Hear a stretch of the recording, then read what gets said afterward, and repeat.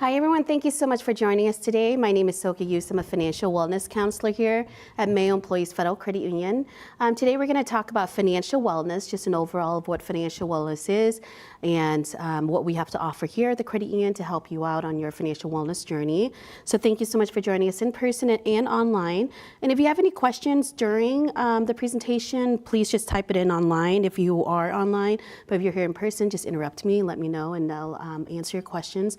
But if you want to meet, if you have more of a personal questions, you can email me at that email address or that phone number. So I prefer by email, and then I'll be able to get in touch with you. So my contact information will be at the end of the presentation as well. Or if you don't have anything to write it down now, you can go to our website at mayocreditunion.org and go to the financial wellness tab, and my contact information should be on there as well. Okay. So on today's agenda, we're going to talk about budgeting. We're going to go over savings, managing debt and credit, student loans, which is always a hot topic, retirement and financial planning, which Dawn just did a wonderful presentation on just a little bit ago, managing your money and watching out for scams. So this is just going to be, again, an overall of what financial wellness is and how it pertains to you. So when it comes to budgeting, I work with a lot of people to help them with their budget. Not that people don't know how to budget, but sometimes you just need a second set of eyes to see what should be priority, what should not be on the priority list, and how to really set a budget and stick to it. So setting a budget doesn't have to be a bad thing. It does not mean restrictions in your life. It doesn't mean restrictions now or in the future. It just means that you have better control of where your money is going. So you have complete control of 100% of your income and telling them where to go. So we want you to be realistic when you set your budget, okay? Because the more realistic you are with your budget, the better it is that you'll be more than likely to stick to it. So when setting a budget, we want you to keep track of your spending habits and your daily expenses. So seeing our own habits might be hard sometimes until you start writing it down. You know, why am I going to Starbucks every day at around 2 p.m.? Am I tired, or is there something else that I can substitute besides spending $10 at Starbucks? Or why am I spending so much money at TJ Maxx, or whatever the situation is? If there's a trend out, you know, am I just shopping because of the trend on social media, or what's my reason for spending all this money? We want you to kind of keep daily expenses too. So are you, once you start tracking your daily expenses, you're kind of, it's a lot easier to see your habits, right? So it's easier for you to track where you're spending things, why you're doing those things. So that's, you know, if you want to start your budget, that's a great place to start. But also another great place to start is to audit your accounts, meaning that if you mainly use your debit card with your bank or credit union, or if you mainly use your credit card, we want you to just go over your old statements and say, you know what, where is my money going to? Am I paying for extra subscriptions somewhere that, you know, I haven't used in a while? Like FabFitFun, am I still using that subscription? I haven't gotten a box in a while. Or do I really need a new pair of shoes, you know, every couple months or so? Or, so it's a good idea to audit your accounts to see where your money has been going to, what you need to cancel out of those subscriptions, or you know, if you have like streaming services subscriptions too, sometimes you just forget about it. So if you have Hulu Sport because football season is on right now, but you want to cancel during the springtime, maybe that'll be another good time for you to audit your accounts to figure out, do you really need to keep the $78 Hulu Sport on right now if you're not watching football, you know, if it's just there for football season. So it's always good to know where you started, where you were at before, and then from then on, figure out what you need to cut out. And then figure out what you need to cut out, and then start tracking your current daily expenses. We want you to build healthy habits, and that's really hard to do sometimes because bad habits are so easy to fall into. So we want you to establish and understand your credit as part of your building good financial habits. Make all your payments on time as good financial habits, and start building your savings, or automate your savings from your paycheck. Sometimes, you know, our intentions are really good, that we want to save for the future, whatever your financial goals are.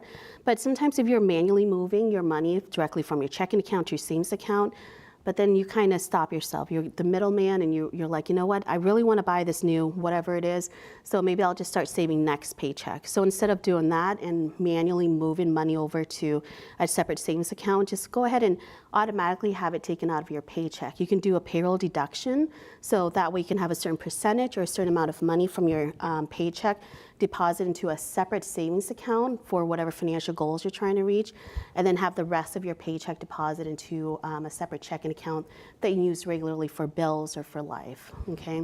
So that's the easiest way. That way you cut yourself out from, negotiating with yourself to see if you need to spend this paycheck or something. You want to set financial goals. So when I meet with people, I help them determine what goals are realistic at this point and what is the realistic time frame for that. So if you want to save, let's say $10,000 for a down payment or for a wedding coming up or for whatever travels it is, we want you to kind of take a look at it different phases, right? So phase one would be the short-term savings for something less than a year. That'd be like an emergency savings. I highly recommend everyone to have an emergency savings, at least 3 months worth of living expenses. It might be an intimidating number for some people, so you can also start with, let's say, $1,000 or $1,500 as emergency savings. That way, when something comes up as an emergency, your tire blows out, you don't want to use your credit card, and put yourself further into debt. So instead, you can use that emergency savings. Or, if you want to travel to Italy by next September, that's under a year, so you might want to save $10,000 or whatever amount it is you set out, so that way you know exactly when you have to hit that figure. Medium term goals will be like 2 to 3 years if you want to save for a down payment or pay off certain credit card debts or pay off your vehicle. So that'd be medium term. Long term would be several years or decades. This would be your retirement fund. You want to pay off your mortgage within like 10, 15 years or 30 years. If you want to pay it off a little sooner. You want to save for your kids' college tuition if your kids are little right now. So those are long term. So it's really important that you do set your short-term goals, your medium-term goals, and your long-term goals, simply because then you can go right back up to your budget and know exactly how much you have to spend for living expenses, for fun, for life, and for financial goals as well. So where do you start? So you can create a list of your monthly expenses. This is just an example. I have this available if you guys need it, and I can email out as a template too. So the first section in green is your income. And again, this doesn't belong to anyone. It's just a demo that I see what is average here in Olmsted County. So let's say Jane and Joe, this is their income total, $6,400. You can create a list of all your monthly expenses. You can put your fixed expenses first. That's what I like to put up because you know that fixed expenses are predictable. They're the same amount, pretty much the same amount due each month and on the same due date. So for example, like your phone bill is going to be roughly the same amount each month and due around the same time. Your light bill is going to be roughly around the same amount, but that's still going to be fixed too. So things like car payments, streaming services, things like that, those are going to be up in your fixed expenses. And then in another section in yellow, I put variable expenses. Although we want to put a cap on it, we want to put, our goal is to not go over $800 in groceries for a family of 4. Our goal is not to spend over $150 in household items. We know that it fluctuates from season to season, or if kids are out for the summertime or if they're in soccer for the springtime. We know that groceries and gas and stuff like that fluctuates a lot, but it's still a goal. We still want to put a cap on what we like to spend it on. So for example, that's why it's in the variable expense section. So it can move and it can it can change as the months go on too. And then I like to have people like in the blue section for savings and sinking funds. So for example, you want to save for emergency savings, you want to save for Christmas coming up, you want to save for car maintenance if you know that you're going to need new brakes or something that might cost $900. And house maintenance, so I always recommend people to have an account for house maintenance too. So I like to have people save their money or write down their financial goals, how much they need to put aside for that account each month, and treat it as a bill. Like you have to pay it, even though you're transferring it to your own savings account, but you want to treat it like a bill. It's mandatory that you have to pay your mortgage or your rent, so make it mandatory to yourself that you pay your Christmas fund or you pay for your emergency savings fund. So I always put emergency savings first because we want to cover that first things first, okay? And then you want to compare the total expenses you have to your monthly income. What is left over? So right now, this is what's considered a zero-based budget where you tell every dollar. So the income is $6,400 a month, and as you see, the total in red there is $6,400. So we've given a job to every single dollar that's coming in because even though it says zero at the end, you're not really missing out on anything. You already have certain budgets for certain categories in life, so you're not really missing out on anything in life. You can still have a category for eating out, you still have a category for hobbies and personal care, and you still have categories for savings. So everything has a job. So we don't want any dollars just sitting around, just not doing anything.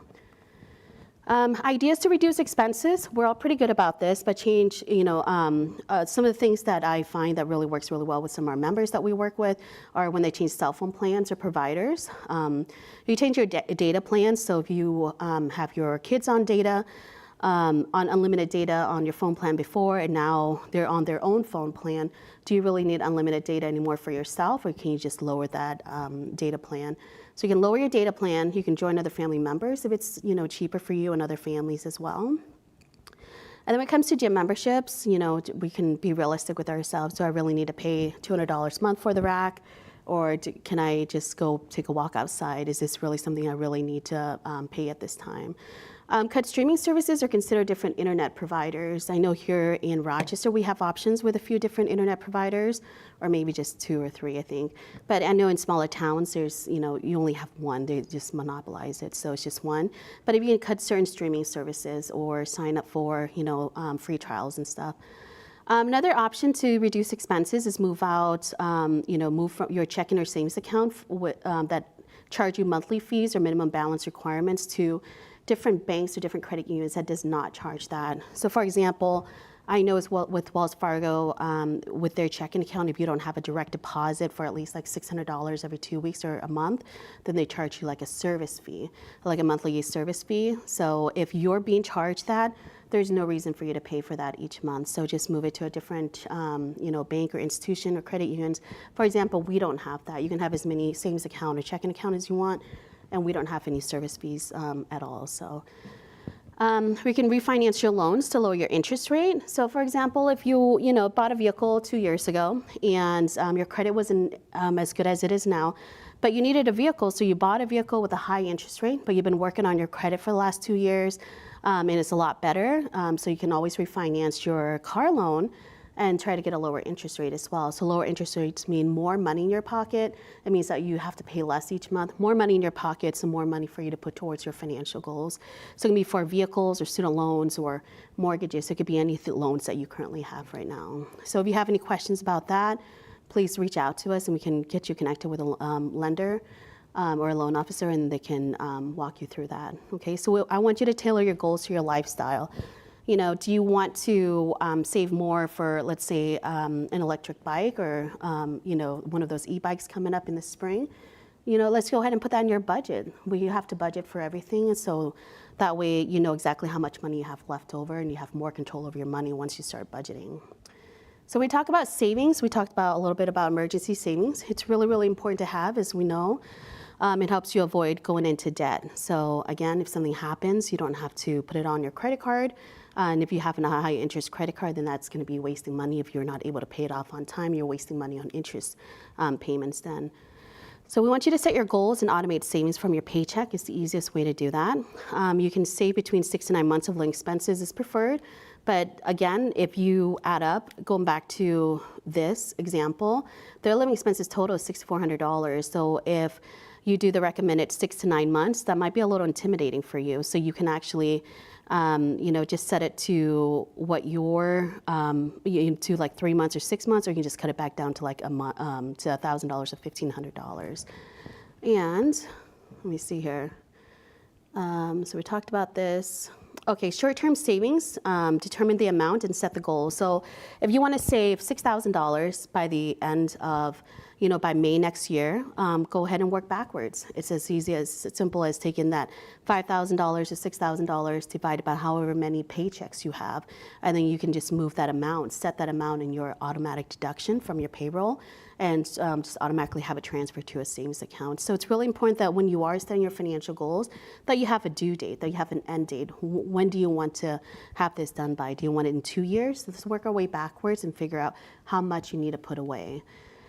And then medium-term goals, again, determine the amount and set the goals, 2 to 5 years. So if you're trying to, pay your student loans off in 5 years and it's $100,000, how much extra do you need to pay on that? Or did you want to go ahead and apply for like the Public Service Loan Forgiveness Program, something like that? We'll talk more about that in student loan section. But determine your goal and work your way backwards and see how much you need to save with each paycheck. Long-term savings, determine amount and set goals again. It's really good that you would talk to an investment team or, so for example, with Mayo, they have a great investment team or a retirement plan team with Fidelity or Item and Financial. But here with Mayo Employees Federal Credit Union, we have Cetera. They're wonderful people to work with. Don was just doing a presentation on that. So if you have any questions about your retirement, what you need to save, or if you're on the right track, I highly recommend that you talk to someone about that. Again, here with us here with MEFCU, we have Cetera, which is a wonderful, a great team that we have going here. So if you have any questions, just reach out to them. Or if you want to pay for a down payment, on a house, if you want to do 20%, if you want to do 3.5% of your down payment, how much house can you afford, and then work your way backwards what that 20% is. Just think about what that might be for, in 5-6 years, how much, mortgages house prices will go up. So just think about inflation for, add some extra for inflation. And also with investments in retirement, it's always recommended that you don't touch it. If you're putting anything towards investment in retirement or investment that you don't need it for the next 5 or 10 years. So just really think about, what does your retirement look like to you? Do you want to travel the world, or you just want to stay, on a lake somewhere in your motorhome, which is, it's really popular these days. I wouldn't mind that, but I'm not really an outdoorsy person, but maybe I'll just go glamping or something. But if you want to be a glamper, if you want to live out the glamping team, some of the RVs are in the, really expensive. So is that something you want to buy outright? Is that something you want to finance in your retirement year? Just try to start thinking about, you're never too young to think about your retirement. That way you don't have to invest so much or pay into your retirement so much as you're younger. So, and then ideas to accumulate more savings. Of course, we want you to set goals. It could be financial, habitual goals as well. If your habitual goal would be, I want to lose some weight, so I'm going to try not to eat out as much. So I know by not eating out as much, I'm going to save more money by not eating out as much. It's just a personal goal of mine. It could be something like that for you guys too, for anyone. But it could be, habitual financial goals. Again, automate your savings. I can't stress that enough. It's the easiest way to save your money. You can meal plan and dine out less. Remove your payment information from sites like Target and Amazon, or wherever it is you shop, right? So it's really, really easy to do the one-click buy with Target, with DoorDash or anything like that. DoorDash, I made the mistake in DoorDash something the other day, and my goodness, I think the fees were like, delivery fee and the tip came out to like $22, and my meal was only like, I think it was just 2 tacos or 2 orders of tacos, but yeah, it was pretty much half of my order. I just didn't realize it was that much, but if you're able to just take off or uninstall DoorDash or uninstall, your card information off of those kind of websites. And another trick that I learned also is unsubscribe to certain things like Macy's or Victoria's Secret, whatever it is store that you have subscribed to. They're always going to send you, especially about this time of year, you're going to get bombarded with a bunch of advertisement for things like that. Save 20%, this, that, or the other. So it's going to be tempting, when you see those emails come in, you see how much you're going to be savings. But do you really need all that? Again, so really determine your wants and needs, and then your financial goals. If I buy this now, do I really want or need this now? Or do I want to hit my financial goals even more? And if it's possible for you, get another gig or a part-time job, or just work extra overtime if that's possible for you. It's a gig economy we're sitting in. So again, I talked about DoorDash being a customer, but you can be a DoorDash driver and still make some really good tips too. Other ways to save in services that we have available here at MEFCU, we have a high yield savings account. It's very competitive in the market right now. CDs, we have youth and teen CDs at this time, educational loans, traditional and Roth IRAs, and pre-tax savings and pensions too. So if you have any questions about opening any of these, please just reach out to one of us, and then you can either stop by and talk to a member services representative, or call our phone center and they can walk you through it and how to get that started for you.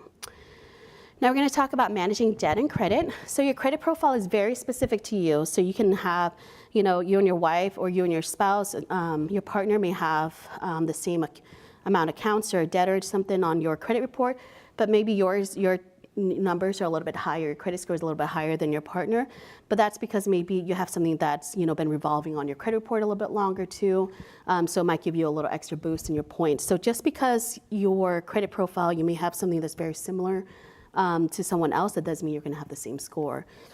And so it's very, very specific to you. And the only way that you can get like your true credit score is when you actually apply for a loan. So if you go to Credit Karma and they say, your credit score is 802, and then you try to apply for a car and it tells you your credit score is only like 715 or something, well, that's because it's a different model that they're using. So it could be like you're applying for a vehicle loan and uses like Equifax and a different model that they're choosing to use. So depending on the institutions that you're getting your financing through.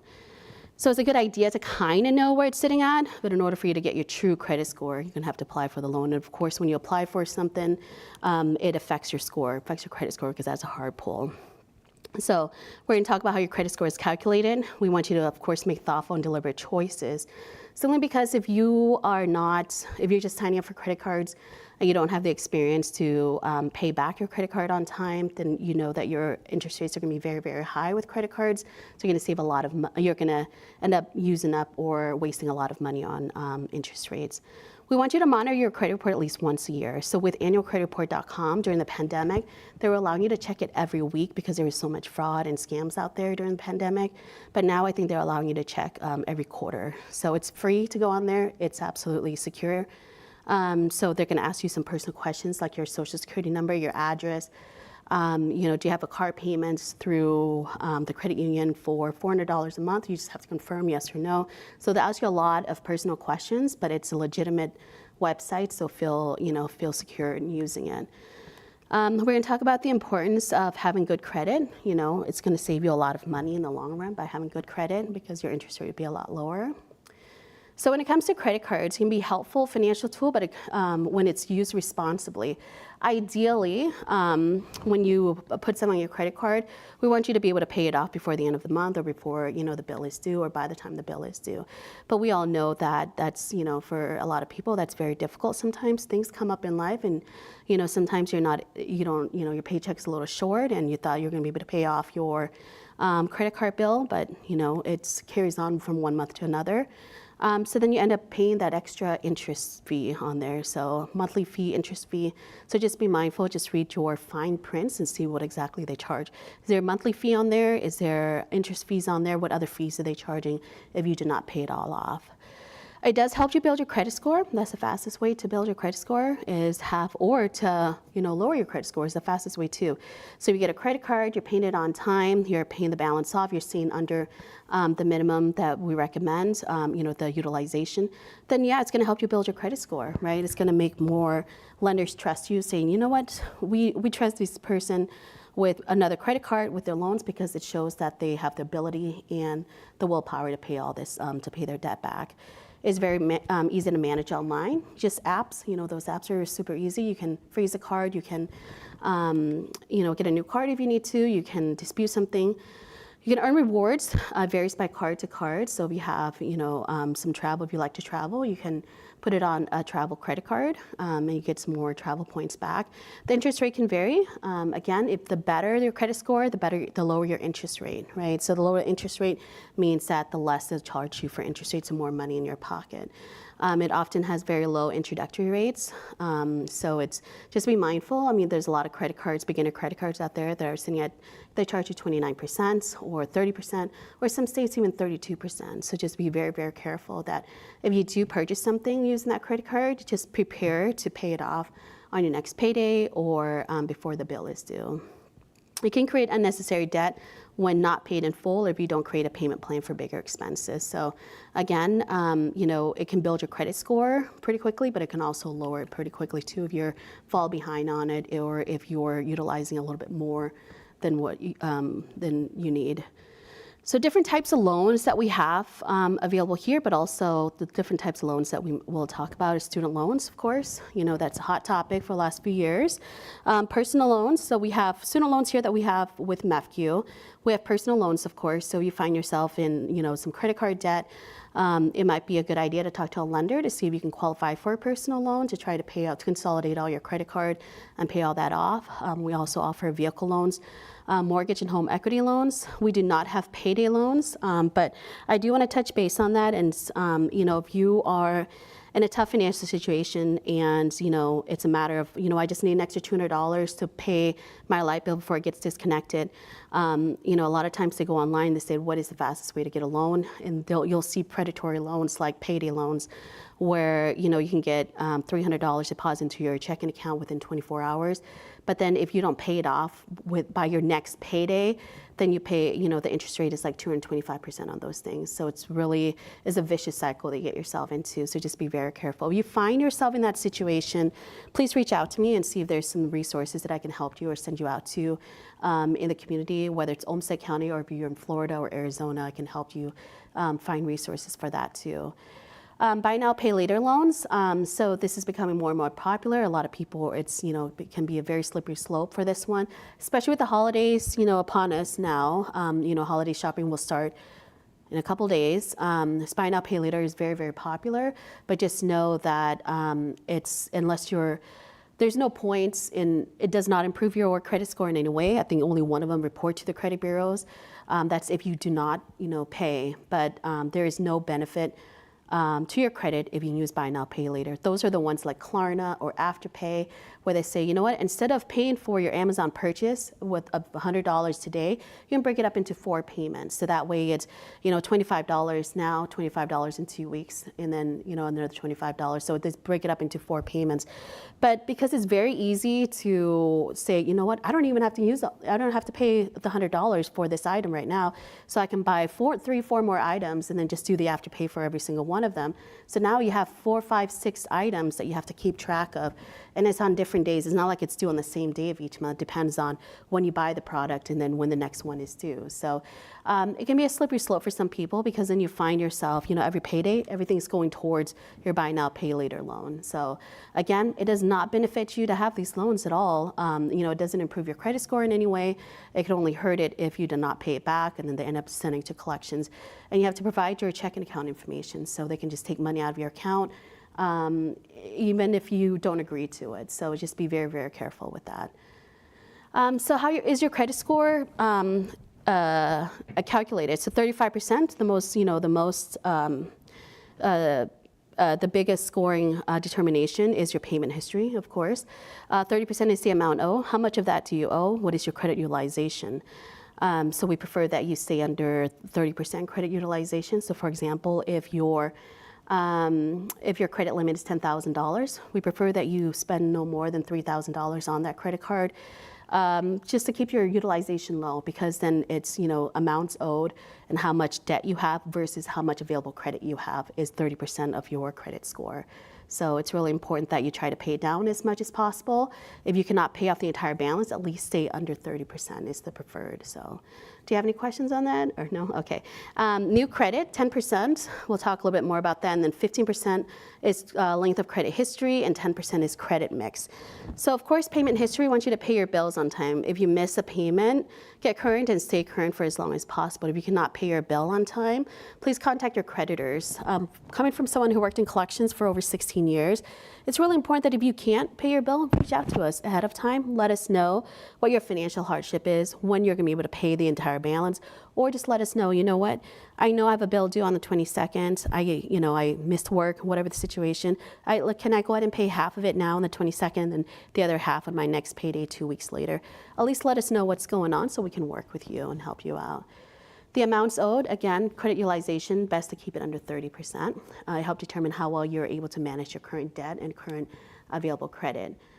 Length of credit history, the average age of the oldest and newest accounts, it makes up the length of the credit history. The longer the credit history, the higher credit score, because it shows that you've had several years of experience, several years of data that they're able to collect on you, saying that whether they can trust you or not trust you with their money. Don't apply for unnecessary credit because if you have, when you get new credit, it really shortens the average of the lifetime of your credit history. Use caution when opening a new credit line to transfer balances. It might be tempting, if you have a very high interest rate credit card, and then Discover or American Express sends you an introductory credit card saying, you know what, there's available $10,000 on here for the next 16 months if you transfer money from a different credit card. We'll give you 0% interest rate. So it's really, that's a great deal. If you are in position to do that, by all means do so. But just remember, when you open up a new credit card, it shortens the lifetime of the length of your credit history. So just be careful with that too. New credit, we want to limit new inquiries again because if you're applying for new credit, it hits your, it's on there as a hard pull, so it lowers your credit score a little bit too. You'll want to apply for and open new credit accounts only as needed. So if you're one of those people that that you're gonna do a lot of housework in the spring, you know what, if Home Depot or Lowe's is offering you 30% off of your purchases now, you might as well just wait until the spring when you're gonna, for sure you're gonna spend so much money on that one day of grabbing a bunch of stuff. Just might as well just open up a new credit card at that time if you are in position to do so, and then save that 30% off of that purchase. So just be very careful and think it through. What do you need in the future? Do you need to open this now, or can you wait until later on? Are you in position to be able to pay off the entire balance if you do open a credit card, or is it something that you need to set aside for savings first? Have credit cards, but manage them responsibly. Of course, like we mentioned, credit cards can help you boost your credit score. It's very helpful for different situations. And closing an old account doesn't make it go away. It's going to stay on your credit report for 7 years. In the state of Minnesota, I believe it's 6 years. So it's going to stay on there as closed with a zero balance, but it does not fall off your credit report for 6 or 7 years.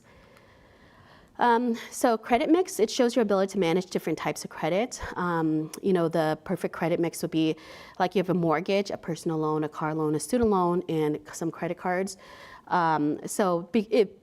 If you don't have those things, it's fine. Don't open it just for the sake of credit mix because that only makes up 10% of your credit score. But it's preferred that, the more different type of credits, it shows that you're able to manage different types of credit, whether it's revolving or installment accounts. Managing your debt. So again, go to annualcreditreport.com. Know what's on your credit report. Make sure that there's no, your names, your address, phone number is correct. Make sure that you don't have any fraudulent accounts on there. So if someone else opened your credit card or someone else opened up a mortgage and they paid it for 5 years and everything's on time, even though that they're paying it on time and it's helping you improve your score, but it's not you that opened it up, so you still have to report something like that too. So make sure you do, a comb over your credit report just to make sure everything on there is correct. And debt repayment. You want to find out how much debt you have, who you owe it to, determine which debt plan is best for you. Which one has the highest interest rate? How do you want to pay this off? Do you want to pay off your credit cards first, your high interest credit card first? Do you want to pay your car loan first? Do you want to pay your mortgage first? Which one is priority? So you determine that, or you can work with me and I can help you determine that too. I work with a lot of people to help them get themselves out of debt too. A few different options for debt repayment. You can do the snowball effect, you can do the avalanche, you can do the envelope system. So the envelope system, exactly what it sounds like. You just put the amount of money that you owe to that credit card in that envelope. When it's time to pay for that credit card or that bill, then you send it out, via check or cashier's check, whatever your choice it is for you. The debt snowball system would be where you start out with the smallest balance in your credit card. Let's say you have 5 credit cards.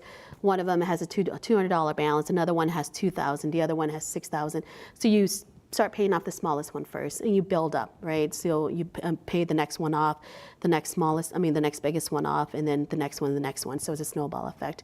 The debt avalanche would be if you have 5, 6 debt and the interest rate is high on those. So you want to choose the highest interest rate first. So that way, when you pay off that balance with the highest interest rate, you're going to save yourself a lot more money because then you're not wasting money on interest rate. So the difference, the pros and cons would be, when I work with people, I love putting people on the snowball effect or the snowball debt repayment because it's more psychological. So it's more like, oh my gosh, I just finished paying off one debt. I'm so proud of myself. Let me, continue to catch this same high by paying off the next debt and the next debt, so it's easier to achieve.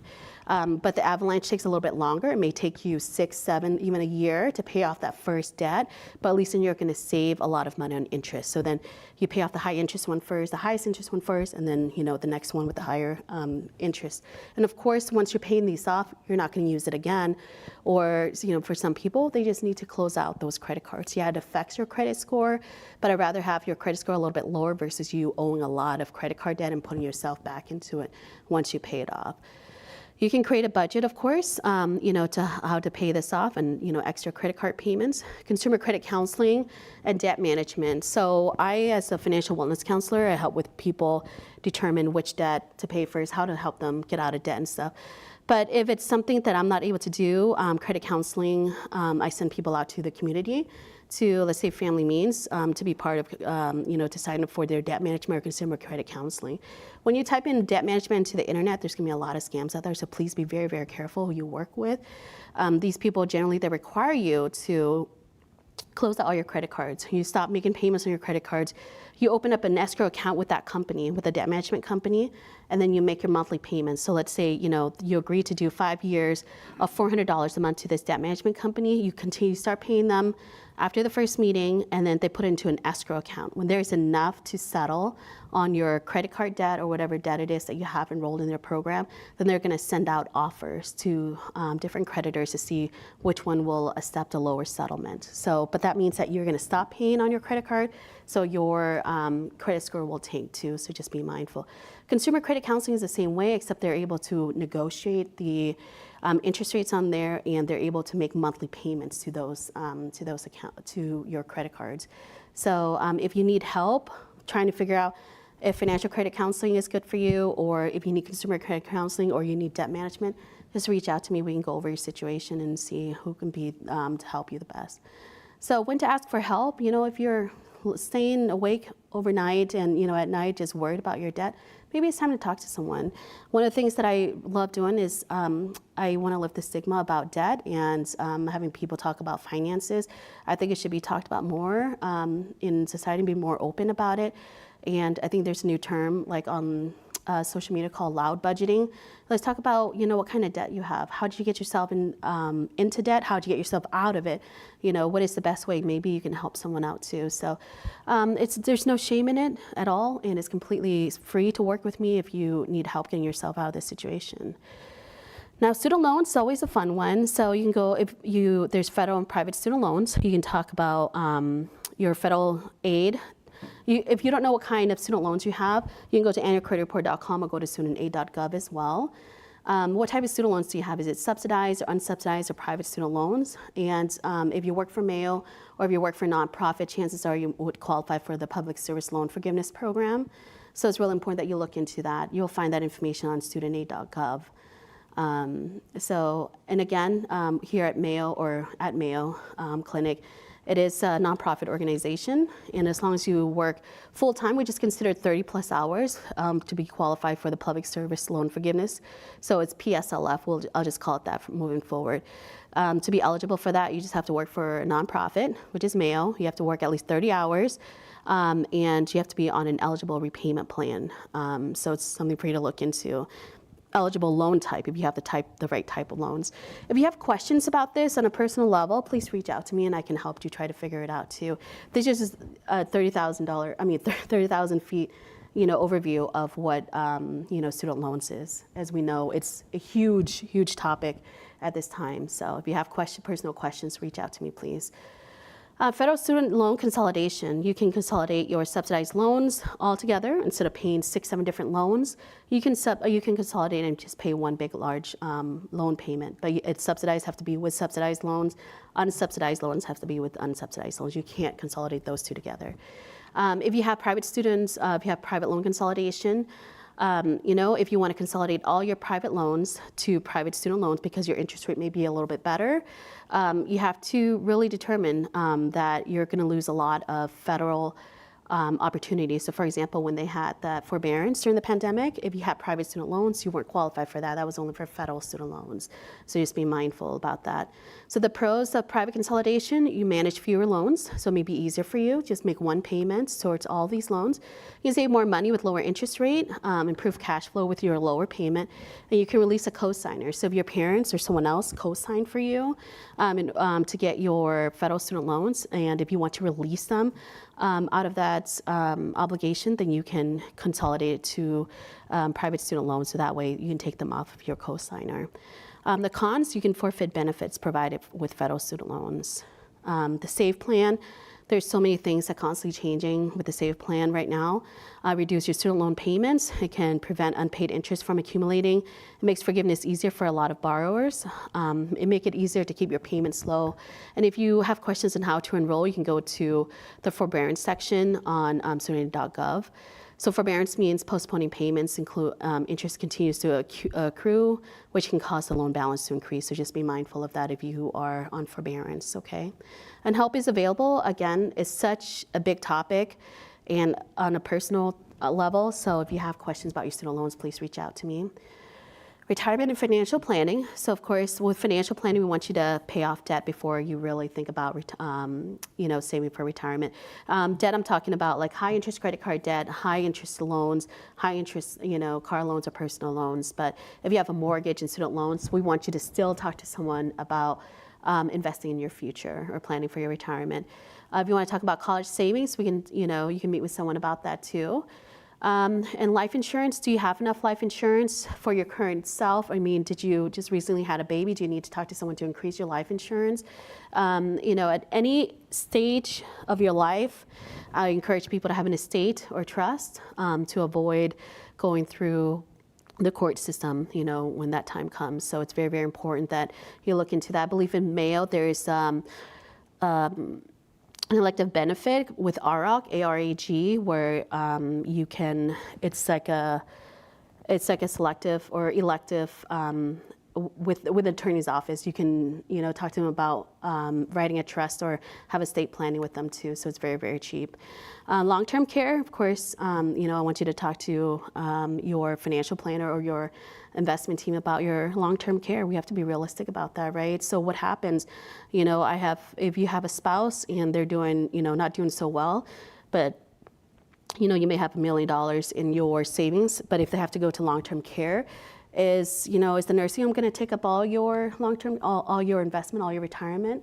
Or, what's going to happen when they still owe $500,000 on surgery to the hospital and stuff? Does it come out of your retirement? Does it come out of their retirement? But if you're on the same retirement, how does that work, right? So it's really, really important that we have to think about that not so fun, topics about when it comes to long-term care. Retirement planning, identify your retirement goals and desired lifestyle. Do you see yourself again traveling the world, or do you want to retire in Cambodia where it's a lot cheaper, where I'm from, or do you want to retire, just off the lake somewhere in Grand Marais? So it's up to you. Contribute to employer sponsor plans is always good because a lot of times they match it, but it's always good to have an outside one too. You can have like a Roth IRA outside of the 403B with Mayo or 401k if your employer offers that. So it's really, really good to always talk to someone about your options. Understand government benefits. When are you going to be eligible for your Social Security? How much longer do you have to work? And how much, if you retire at 65, what is the percentage that you're going to get? Or do you want to wait till 67?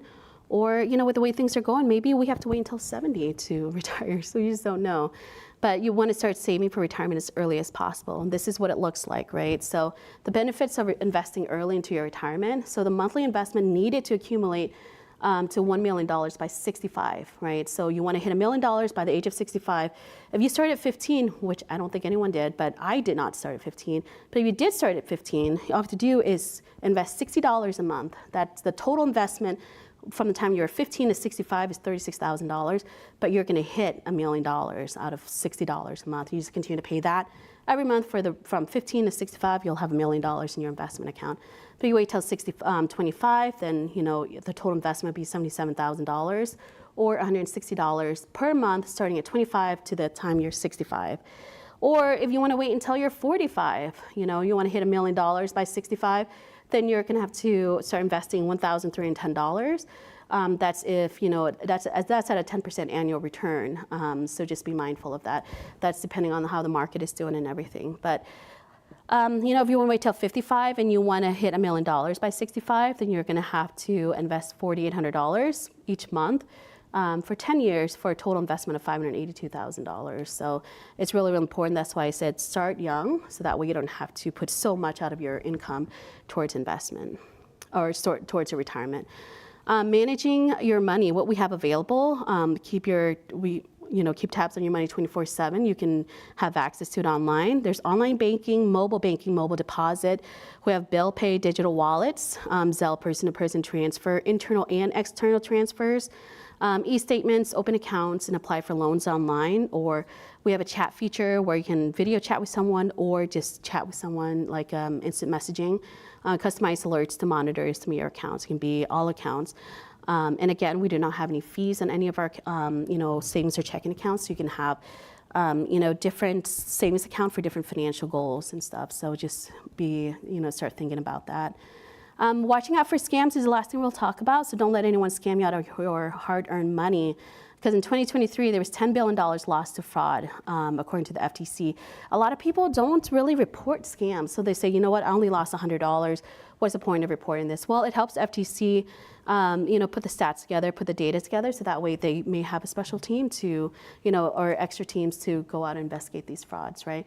A lot of times people are very, depending on what kind of fraud it is, a lot of times when we do meet with fraud victims, they forget that they're victims. You were targeted as a victim. These people are very, very good at what they do. And then they become embarrassed, like, you know what, I should know better. For a split second, I knew that it was too good to be true, so I'm just so embarrassed that I should know better. Don't be embarrassed. These people are very good at what they do. It is their job and their work as a team on how to scam you out of your money. So depending whether you lost $10 of scam, I think it's really important that you report, or whether you lost $1 million. So it's really, really important that you report every dollar and you just be mindful. But if you think it's too good to be true, don't send that money just yet. Please reach out to one of us here at the bank so we can have you talk to Stephanie, who's our fraud person, or with me, and then we can help do some detective work too with you. In 2023, consumers report losing more money to bank transfers and cryptocurrency than all other methods combined. So it's so easy to transfer things through Cash App, through Zelle, and so many other options. So just be very careful if someone is asking you to Cash App something and you've never met them before. So just let us know what it might be. And there's so many scams, especially around the holidays. So it's really, really important that if you're getting a text saying, someone spent $500 with your Capital One card, but you didn't do it, don't call that phone number on that text. Call instead the phone number that's on the back of your credit card. So that way, because if you call that phone number on that text, it's going to go to the scammer. So chances are that, you might fall victim to. So in the common scams, phishing scams, gift card scams in-store and online, person-to-person scam, I could arrive via text, email, phone, websites, and other methods. They test us here all the time when it comes to phishing, email scams and stuff. So they send out testing phishing scams just to make sure that we're staying alert at work, just to keep our system safe, so that way our members can be safe too. So just a quick snapshot of 2023, what that looks like. Top frauds, imposter scams, online shopping and negative reviews, prizes, investments, business and job opportunities. 2.6 million fraud reports. Again, there should be way more, but $10 billion reported loss. And just little fun facts here. So scammers contact people by phone or by social media. It leads to a lot of losses. We all heard some romance scams and stuff. So that's one of the common ones. And those are some of the bigger losses when it comes to romance scams. Not just a loss emotionally for them or time invested, but also their money too. So if you find yourself in that situation, please do not be scared. Please do not be ashamed. Just let us know what's going on so we know how to help you and get out of it too, and how to recover from that. So this concludes our presentation for financial wellness. This is my contact information. And again, if you don't have anything to write down, or if you need to reach out to me later, you can go to our credit union, mayocreditunion.org, and then it'll be under the financial wellness tab. You can reach out to me personally. So do we have any questions in here or online at this time? So nothing online. So anything in here? No? Okay, perfect. Yeah, let me just go ahead